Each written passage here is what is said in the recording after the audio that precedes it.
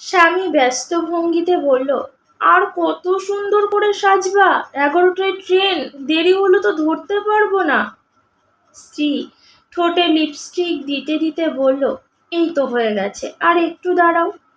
স্বামী ইতস্তত করে বারবার ঘড়ি দেখছে। মিনিট 15 পর স্ত্রী শাড়ির কুচি ঠিক করতে করতে এসে বলল, কুচিটা ধরো তো, বারবার খুলে যাচ্ছে। এখনো শাড়ির কুচি ঠিক করনি? কথাটা বলে স্বামী শাড়ির কুচিটা ধরল। স্ত্রী স্তরে স্তরে সাজালো। স্টেশনে এসেই স্ত্রীর বায়না, তরমুজ খাবে। দ্রুত এক ফালি তরমুজ কিনে স্ত্রীর হাতে দিয়ে স্বামী গেল টিকিট কাউন্টারের ঘরে। হাঁপাতে হাঁপাতে বলল, দাদা, 11টার ট্রেনটা কি এসেছে? 10 মিনিট আগে চলে গেছে। মুখ ভার করে ফিরল স্বামী। স্ত্রীর মুখ হাসি হাসি। বলল, তরমুজটা না ভীষণ মিষ্টি, খাবে? আসো খাইয়ে দি।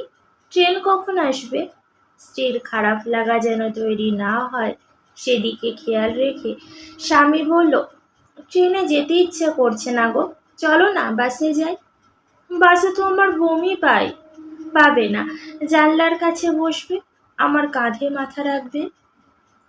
16 বছরের সংসার জীবন। স্ত্রী ভুল ভালো যাই করুক, স্বামী এভাবেই মানিয়ে নেয় সব সময়। ভালোবেসে বিয়ে তাদের। বাসর রাতে স্বামী প্রতিজ্ঞা করেছিল স্ত্রীর ওপর কখনোই রাগ করবে না। এত বছরেও সেই কথার খেলাপ হয়নি।